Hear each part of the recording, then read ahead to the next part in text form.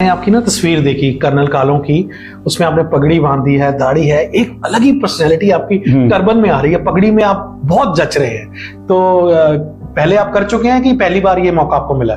मैंने फिल्में जब की थी तब कभी भी मेरे को सरदार या सिख का रोल नहीं मिला था, और जब मैं पंजाब में कोविड के बाद आया तो ये महसूस हो गया कि दाढ़ी रखनी तो जरूरी होगी। और इत्तेफाक ये है कि पिछले महीने चंगेज सीरियल, उसमें मोहम्मदन कैरेक्टर कर रहा था जिसमें दाढ़ी लंबी थी और तीखी थी। जैसे ही मुझे ये बताया गया कि कर्नल साहब का रोल है, मैंने फटाफट बाल छोटे करवाए और दाढ़ी को ट्रिम करवा लिया। डायरेक्टर साहब बोले कि बाल तो हम संभाल लेंगे, पगड़ी पहना देंगे, दाढ़ी को अब कैसे कवर करें। तो उन्होंने जाली वगैरह लगानी थी जो मिलिट्री वाले नॉर्मली लगाया करते हैं। जाली मेरे को थोड़ा अनकंफर्टेबल लग रहा था, तो फिर वो डायरेक्टर साहब ने हटवा दी, लेकिन फिर भी एक अच्छी लुक आ गई क्योंकि इर्द गिर्द स्टार बहुत बड़े थे। अच्छा, जब आप बड़े बड़े स्टार्स के साथ शूट करते हैं तो टाइम जो लगता है और सेट्स बड़े होते हैं, जैसे आप बता रहे थे कि बॉम्बे के रिकॉर्डिंग स्टूडियोज बहुत बड़े होते हैं, यहाँ पे तो जैसे हमारा टेबल चेयर का स्टूडियो है वहीं पे डबिंग हो जाती है, तो क्या फर्क क्या है ये पंजाब और बॉम्बे का? मैं थोड़ा सा जानना चाहता हूँ स्टूडियो का फर्क। उसमें सारे प्रोफेशनल्स होते हैं और वर्ल्ड वाइड रिलीज होती है। जो हम डबिंग वगैरह इस पे मॉनिटर पे कर लेते हैं, ये न्यूज के लिए या टीवी के लिए ये रहती है, लेकिन वो इम्पैक्ट जो बड़े स्क्रीन का, बड़े माइक्स का, बड़े स्पीकर्स का, वो अलग ही होता है। इत्तेफाक ये देखिए कि इतना जवानी में मैंने काम नहीं किया जितना इस सेकेंड इनिंग में बाल सफेद करके मैंने किया है, और वो भी दो शिफ्ट में। और उस 2 शिफ्ट का फायदा भी हुआ, नुकसान भी हुआ, मैं बीमार हो गया। आज मैं रिकवर करके पटियाला में SVS इंदर साहब की और गैवी साहब की फिल्म में कर्नल कालों का रोल निभा रहा हूं।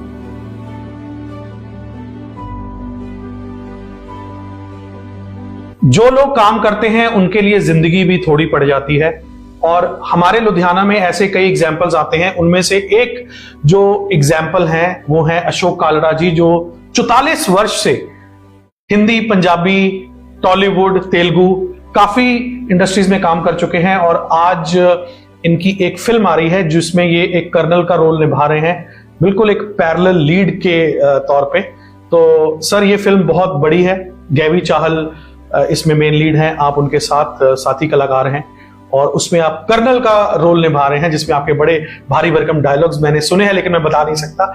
बताएं सर उस फिल्म के बारे और आपकी जो जर्नी है उसके बारे में। सबसे पहले नमस्कार, मेरा नाम अशोक कालरा है, मैं यहीं का रहने वाला हूं। 78 साल में मैं बॉम्बे चला गया था, तब से अब तक 44 साल 200 के करीब फिल्में, 400 के करीब सीरियल और वेब सीरीज और गाने मैंने कर दिए हैं। आज पटियाला में गैवी चाहल साहब जिसके प्रोड्यूसर हैं और हीरो भी हैं, मिलिट्री बेस्ड फिल्म 1960 की, जिसके कि इंद्रपाल डायरेक्टर हैं, जिन्होंने ब्लैक किया और डाकुआं दा मुंडा डायरेक्ट की थी। आज उसके सेट पे हैं, और मनीष जी आज मुझे मिलने आए बड़े सालों के बाद।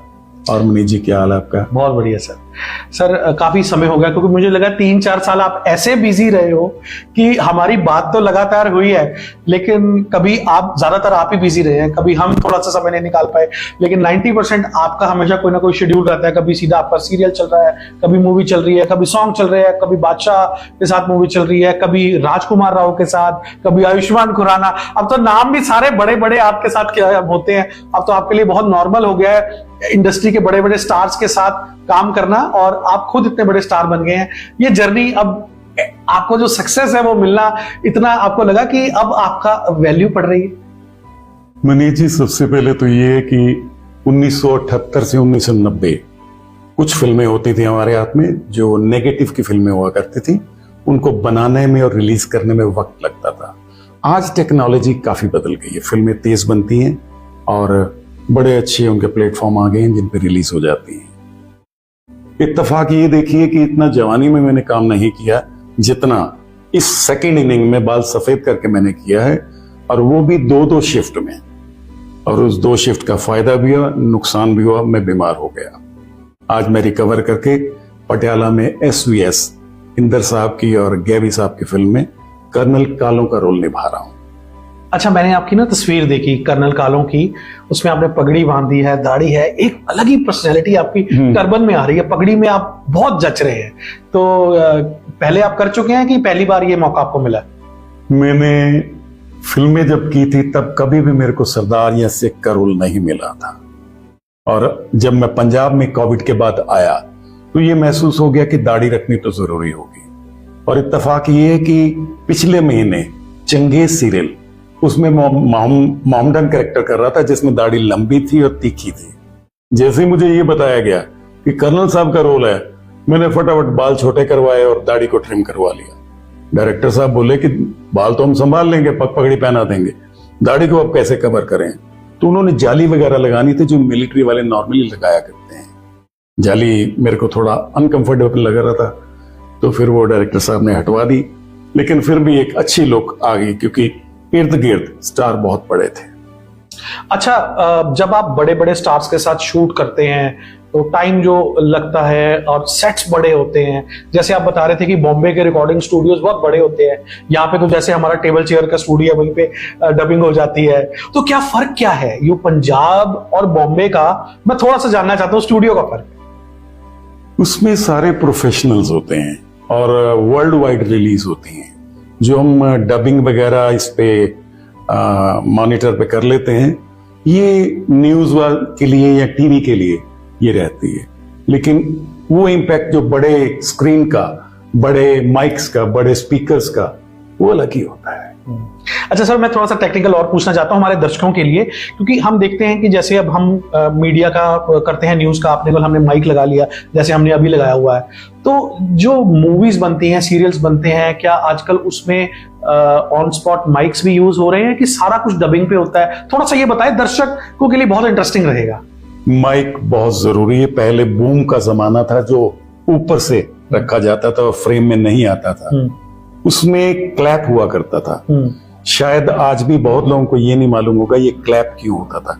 क्लैप पे लिखा जाता था फिल्म कौन सी है, नंबर कौन सा है, रिटेक कौन सा है, सीन कौन सा है, और वो जो एक फट्टी मारी जाती थी, दैट वाज फॉर साउंड। जब वो साउंड काटी जाती थी, वो देखी तो जा नहीं सकती थी रील में, वो जब फट्टी आती थी उससे वो साउंड काटी जाती थी। आज ये माइक का जमाना आ गया, काफी आसानी भी होगी, लेकिन फिर भी डबिंग करनी पड़ती है क्योंकि कैमरे की अपनी आवाज भी बहुत होती है। ये हॉर्न वगैरह जो सड़कों पे बजते हैं वो भी होते हैं, स्टार्ट, कट, लाइट नीचे करो, पीछे करो, ये करो, काफी चीजें आती है, इसलिए डबिंग करनी पड़ती है। तो सारी फिल्म डब होती है? जैसे मान लिया आपने एक एक वर्ड बोला, वो सारा डब होगा? सारे का सारा डब। और वो स्टूडियो में होता है? स्टूडियो। तो सर डबिंग में कितना टाइम जाता है? एक्चुअली शूटिंग में ज्यादा टाइम जाता है कि डबिंग में ज्यादा टाइम जाता है? नहीं, फिल्म बनाने में तो मान लीजिए 6 महीने लग गए, लेकिन वो डबिंग 6 दिन में हो जाती क्योंकि हर आर्टिस्ट को अलग अलग बुलाया जाता है। हाँ, कुछ बड़े आर्टिस्ट जब दो इकट्ठे बैठते हैं, कौन सा सीन किसने कैसे किया, मैं उसको देख के डब करूंगा, वो थोड़ा मुश्किल हो जाता है। अच्छा, तो जो आपने डायलॉग एक्चुअल में बोला, जिस ताव में बोला, तो वो डबिंग स्टूडियो में भी आपको वही ताव में सारा रिपीट करना पड़ता है? रिपीट करना पड़ता है। और हम ये कहते हैं कि फिल्म जो मेकिंग है वो तो एक अंदाजन 40% होती है। 60% जो उसमें वेरिएशन लाई जाती है, आवाज का डिफरेंस लाया जाता है वगैरह वगैरह, वो 60% वो होता है, तब जाके फिल्म बनती है, स्क्रीन पे बहुत अच्छी लगती है। वाह वाह। अच्छा, जैसे हम दूसरी लैंग्वेज की पिक्चर्स देखते हैं, जैसे आपने तेलुगु, तमिल सब में काम किया हुआ है, तो उसमें जब हिंदी डब आता है तो लिप्स मैच नहीं करते, लेकिन हिंदी और पंजाबी फिल्म में तो बिल्कुल सारा सही रहता है कि एग्जैक्टली डायलॉग होता है तो वो होता है, क्योंकि ऑब्वियसली तेलुगु को हिंदी में डब करेंगे अगर, तो वो लिपसिंग तो सही नहीं होगा। तो काफी हद तक वो कर लेते हैं, बड़े हमारे डबिंग वाले प्रोफेशनल्स होते हैं, एडिटिंग वाले बड़े प्रोफेशनल्स हैं, और हो जाता है। आप देखिए ना, श्रीदेवी आज तक उसको हिंदी नहीं आई थी और हिंदी की कितनी फिल्में कर गई। देन अपने रजनीकांत साहब, कमल हसन साहब, सबकी फिल्में डब होती हैं और डबिंग आर्टिस्ट बहुत अच्छे भी होते हैं। Very nice. अच्छा सर, एक अब आप लुधियाना को वापस देने के लिए मुझे आप बता रहे थे कि आप एक स्टूडियो खोलना चाहते हैं, OTT मूवी प्रोडक्शन हाउस आप स्टार्ट करना चाहते हैं, वेब सीरीज, उसके बारे में हमारे दर्शकों को बताइए, क्योंकि लुधियाना के लोग बहुत उत्सुक होंगे जानने के लिए कि हमारे शहर में एक बड़ा स्टूडियो आने वाला है। थोड़ा सा बताएं उसके बारे में। मनीष जी, लुधियाना में मेरा घर और ऑफिस साउथ सिटी में है, काफी बड़ा है। उसमें मैंने सीरियल्स में जाने से पहले गुड लक डिपार्टमेंटल स्टोर खोल दिया था, जो कि मेरे बच्चे बाहर चले गए हैं और काम नहीं कोई संभाल पा रहा था, इसलिए अचानक उसको बंद करके मुझे वो जगह मिल गई। फिल्मों के साथ साथ अब वक्त आ गया है कि लुधियाना में एक अच्छा डबिंग सेंटर, अच्छा पोस्ट प्रोडक्शन सेंटर बनाया जाए। तो उस शोरूम को साउथ सिटी में मैं dubbing centre, Prince dubbing centre, Prince super sound, उसमें कन्वर्ट करना चाहता हूं और जल्दी ही वो प्रोजेक्ट भी बन जाएगा। तो उसमें आप क्या क्या फैसिलिटीज देने जाएंगे? उसमें गाने होंगे, कीर्तन होंगे, देन म्यूजिक होगा, जिंगल होगा और डबिंग होया करेगी पूरी फिल्मों की। जो चंडीगढ़ या बॉम्बे में है, कोशिश करेंगे उस लेवल का बनाया जाए। अच्छा सर, जो आजकल नए आर्टिस्ट आना चाहते हैं या एक्टिंग में आते हैं, उनके लिए आप क्या कहना चाहेंगे कि कैसे उनको आना चाहिए, कैसे शुरुआत करनी चाहिए और क्या चीजों का ध्यान रखना चाहिए? आजकल वीडियो का जमाना है, मोबाइल का जमाना है, फिल्म बनाते हैं, रील्स का जमाना है। कईयों को फायदा मिलता है, कईयों को नहीं मिलता है। बल्कि मैं तो ये कहूंगा कि जो फिल्म है वो इन चीजों से बिल्कुल अलग है। फिल्म में चांस बड़ी मुश्किल मिलता है, उसको मिलता है लाखों में एक जो हों जिन्होंने सब कुछ सीखा हो। आजकल तो कोई भी पहुंचने की कोशिश करता है और बॉम्बे में बर्बाद हो जाता है। सर, आपने कोई ट्रेनिंग ली थी एक्टिंग की कि आपका नेचुरल एक्टिंग थी और आपने कोई ऐसे कोई ट्रेनिंग ली हो? सब शुरू में मैं मॉडलिंग किया करता था। उसके बाद 78 सन में मैं जालंधर टीवी पे चला गया था, वहां मैंने प्लेस किए। उसके बाद मैं कुछ कंपटीशंस में गया, वहां से मुझे फिल्में मिलनी शुरू हो गई। मैं बॉम्बे डबिंग करने के लिए गया था और पहले दिन इत्तेफाक से मुझे करीब 3-4 फिल्में मिल गई थी। बस फिर बम्बई ने मेरे को संभाल लिया। अच्छा सर, ये आपका रोल जो है, इसके बारे में क्या आप हमें कुछ बता सकते हैं? ये जो कर्नल कालो हैं, ये जो पीरियड फिल्म है, थोड़ा सा इसके बारे में बता सकते हैं कि क्या क्या इसमें आप कर रहे हैं? इसमें ये दिखाया गया कि 60 सन में जब हमारे यहाँ 16 या 14 स्टेट्स हुआ करती थी, आजकल तो 32-33 हैं, तो सीएम के ऑर्डर मिलिट्री को कैसे जाते हैं और मिलिट्री उनको मानती है या नहीं मानती, ये कुछ फिल्म उस पे है। बाकी काफी गहरी कहानी, फिल्म देख के आपको। तो क्या ऐसे पाकिस्तान हिंदुस्तान वॉर की भी बात है जो 65 में वॉर हुआ था? वो नहीं इसमें छेड़ी गई है, इसमें सोल्जर्स की ही ज्यादा कहानी है। अच्छा, सोल्जर्स की ही ज्यादा कहानी है। अच्छा सर, आप आगे आपके क्या और प्रोजेक्ट्स आ रहे हैं, थोड़ा उनके बारे में बताएं। मैं अक्सर अपने सीनियर्स, जिनमें देवानंद साहब, जितेंद्र साहब या विनोद खन्ना साहब, उनके इंटरव्यूज देखता भी रहा हूँ, शूटिंग भी करता रहा हूँ उनके साथ, राजेश खन्ना साहब।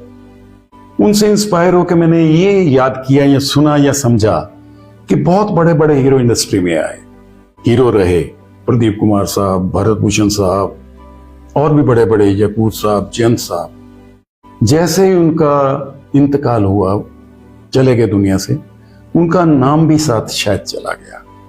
देव साहब के मुताबिक फिल्म वालों ने जो कमाया है, एक वक्त आता है कि वापस इंडस्ट्री को देना है। उसके लिए या डायरेक्टर बनना चाहिए या प्रोड्यूसर बनना चाहिए, सीरियल या फिल्म बनानी चाहिए। उसमें ये होता है कि वो जो 44 साल के अंदर भरी हुई चीजें हैं, सीन हैं दिमाग में, वो सारे यूज किए जा सकते हैं। और नॉर्मली पहली फिल्म हर प्रोड्यूसर जो हीरो रहा हो उसकी हिट हो जाती है।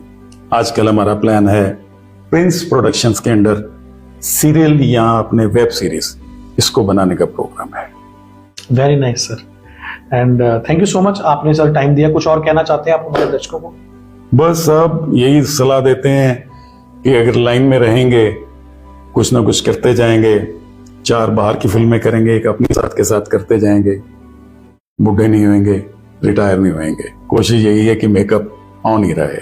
नहीं sir, you are an inspiration for us as well, because मैं देख रहा हूँ आपकी जर्नी, और 44 साल से आप जैसे काम कर रहे हैं, और आपके तक आते आते काफी लोग रिटायर हो जाते हैं, लेकिन मुझे नहीं लगता कि आप आने वाले 20 साल भी रिटायर होंगे। सब इसमें ये है कि अब बच्चे सब सेटल्ड हो गए, मैं स्ट्रगलर तो रहा नहीं। करीब 200-250 फिल्म हो गई है और इतने सीरियल हो गए हैं और वेब सीरीज इतनी कर दी, बड़े बड़े सिंगरों के गाने कर दिए। अगर हम खुद भी मेकिंग में आ जाएंगे तो उसमें ज्यादा बिजी रहेंगे, और इसको एज ए बिजनेस लेना है, शौक नहीं या अय्याशी नहीं। Very well said sir.